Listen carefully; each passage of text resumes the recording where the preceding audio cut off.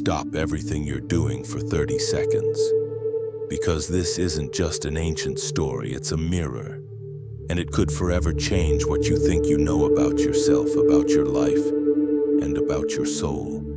Have you ever felt there's a secret buried in the deepest part of your being? As if someone tore out the first pages of your existence, and you've spent your whole life trying to remember what they said, what you felt, what you were before you were born. It's not madness. What was erased still exists, and it has spent centuries trying to return to memory. 500 years ago, after the invasion and destruction of the indigenous peoples of the Americas, a group of Maya sages secretly hid their most sacred book. They wrote it in their ancestral tongue, Quiche, and concealed it to protect it from the conqueror's flames. That book is called the Popol Vuh, and although many call it myth or legend, its words resonate like forgotten truths. It doesn't just speak of the world's creation. It speaks of you, of your origin, of your soul. Its pages tell how the creator gods did not seek servants or obedience, but something deeper. A being who could remember, who could give thanks, who possessed consciousness. And to achieve this, the soul had to undergo a journey before birth, a descent, a transformation, a trial, and only then, the true awakening, before time, before the body, before pain and name. There was only the soul, and it did not walk, did not speak, did not feel cold or heat. It simply was, suspended like the held breath of a word yet to be spoken. Thus begins the Popol Vuh, not with wars, not with punishments, but with a sacred silence. The sages wrote, everything was suspended, everything was calm, everything was motionless. Only the sky existed. The surface of the earth had not yet manifested. And that is not poetry, it is memory, the soul's memory before existence. In that vast sea of non-being, you already existed, not as a body, not as a story, but as a spark of consciousness waiting to be called. And though you had no face, no tongue, no heartbeat, you knew there was something more. That soon you would be summoned, that something, someone would come for you. This first state of the soul is not oblivion, it is pause, a profound pause, a sacred space where consciousness has not yet descended into form, but where it already pulses with a gentle longing, the desire to experience. And that desire then is the beginning of everything. Sometimes amid the world's noise, you remember it, that nameless nostalgia, that feeling of having come from far away, though you've never left your city, that yearning for something that doesn't exist here. What you feel is not melancholy. It is an echo. It is the soul calling across time, remembering that before you were someone, you were everything. Before you were human, you were presence. You were potential. And that first state has not gone away. It still lives in your silence, in your center, waiting for you to return. From the heart of the void, something stirs. It is not noise, it is not light, it is intention. A vibration so ancient it has no name, yet you still feel it when you close your eyes and fall silent. It is the first call. The Popol Vuh says it plainly. Then spoke heart of heaven and heart of earth. The creators rise not to impose, but to convene. They do not seek slaves or believers. They seek something far more powerful, a consciousness that remembers, that can see the world, name it, give thanks, sustain it. And you, soul suspended in the invisible, heard that call. It wasn't an order, it was music. A melody that crossed formless skies and touched your essence. And something within you, a spark that slumbered, ignited. That spark is the beginning of your journey. It is when the soul begins to say, yes. Yes to form, yes to experience, yes to oblivion and to memory. It is a sacred moment outside of time when you accept incarnation, not yet knowing all that it will entail. Because there are no guarantees. Only the desire to grow, to live, to love, to remember from within, Tepo and Guchumats, the creators, do not craft automatons. Their words create through intention. And you, as soul, were not shaped by force. You were summoned by resonance, by affinity, by purpose. Because at your core was already the longing to be born, that call remains alive. You hear it when you gaze at a fire and sense something more. When someone looks you in the eyes and your soul trembles. When a word, an image, a sound awakens something in you cannot explain. It is the echo of that instant, the instant when your soul said, "I am ready. I wish to descend." And if you are here, if these words resonate within you like something familiar, it is no coincidence. It is that the spark remains alight, and it is waiting for you to acknowledge it. The soul answered the call. It said yes. It wished to experience. But not every body can hold the sacred. Not every form is worthy of the eternal. And so the search began. The Popol Vuh tells it as a sequence of trials. The creators, with infinite patience, attempt to shape the human being. First from clay, then from wood, and both fail. The clay man cannot stand. He is soft, crumbles, cannot walk or speak. He is a weak body without permanence. The wooden man, by contrast, does walk, does speak, but has no soul, no understanding, no gratitude. He lives without seeing, and so is forgotten. But what many do not see is that those failed forms are also part of the soul's journey.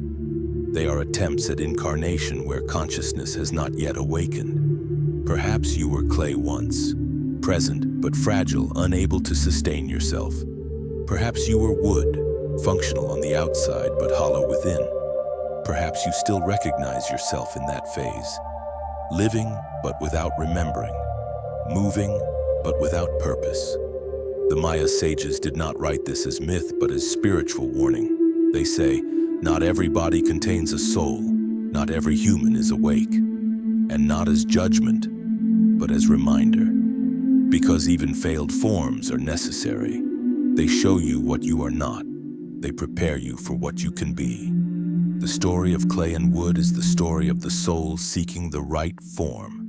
And it is also the story of what happens when we live disconnected, when we speak but do not listen, when we take but do not give thanks, when we breathe but forget why. And yet there is beauty even in failure, because through those falls, through those empties, the creators continued their search. And you too. Because the soul, when it cannot find a home, keeps walking, keeps waiting, keeps planting seeds until one day it finds maize. After the clay that disintegrated, after the wood that did not feel, after the empty attempts came silence. And in that silence, the creators looked at the earth, touched the wind, listened to the rustle of the seeds. And then they knew the human being can only be born from that which sustains life. From maize, it was no accident. Maize is not merely food, it is symbol, it is root, it is the only form capable of containing an awakened soul. The only one that can speak, give thanks, look to the sky and know whence it comes. And so, at last, the soul found its form, its home. You did not birth from flesh alone. You were born of maize, of a sacred substance that breathes with the earth, that transforms with the sun, that sinks into darkness to grow toward the light. And that is why, when you came into the world, you did not arrive by chance. You came as a flower of consciousness, as a spark incarnate in the correct matter, because now you could feel, you could remember. The Popol Vuh states plainly, here is the beginning of humanity. They were made of maize dough. There is no metaphor here. There is truth, because the soul does not only seek a body, it seeks a body that will allow it to remember that it is soul. And only maize, that which gives life, which is shared, which offers itself, has that memory imprinted in its pulse. That is why sometimes when you eat, when you plant, when you smell wet earth, something in you stirs. You don't know why, but you feel it. It is the body reminding the soul of what it is made. It is matter telling spirit, you may awaken now. We are ready. And although the world has forgotten this story, although you've been told you are mere flesh without destiny, today something moves inside you. Because part of you always knew. You were not born to obey. You were born to remember. You were born with a soul. You were born of maize. All that is born must descend. That is one of the oldest laws of the soul. And you are no exception. Even though you were made of maize, even though your body is sacred, the awakening is not complete until you pass through the shadow. And in Maya tradition, that shadow has a name, Xibalbá. Xibalbá is not hell. It is not punishment. It is a place of transformation, of revelation. It is the underworld to which the divine twins of the Popol Vuh, Hunahpu and Xibalbá descend, not to die, but to understand, to face the traps of ego, of deceit, of fear, to discover through darkness who they truly are. You too descend into Xibalbá. You do it each time you face loss, a void, a moment when everything you believed secure crumbles. You do it when you enter yourself and find wounds you didn't know you carried. You do it when life demands you cross the night to see the light again, and like the twins, you fall. You stumble, you doubt. You face houses that seem impossible to cross. The house of darkness, the house of cold, the house of fire. Each is an aspect of yourself, a part of your soul you must look squarely in the face. You cannot skip them, you must walk through them from within. And it is in that descent that the unthinkable happens. The soul, instead of being lost, remembers. In the depths of fear, the spark ignites. In the midst of deceit, truth emerges. In symbolic death, light is born. That is why the Maya did not fear the underworld. They respected it. They knew that without that journey, the soul does not complete itself, that every spiritual warrior must die before being reborn. And you are doing this. You may not have known. You may have thought you were failing. But in truth, you are descending. You are transforming. And when you emerge from Xibalbá, you will no longer be the same. You will be you, but more true, more whole, more awake. Because the soul is not found at the summit. It is found at the center, in the deepest depth, where no masks remain, where only the real persists. Sometimes the soul does not transform by walking, but by breaking. It does not rise like a straight arrow to the sky. It rises like a snake, crawling, shedding its skin, leaving behind what no longer vibrates. There comes a point in the journey when you can no longer carry the mask, the character, the story you invented to survive, and then it happens. You fragment. It is not the end, it is the threshold.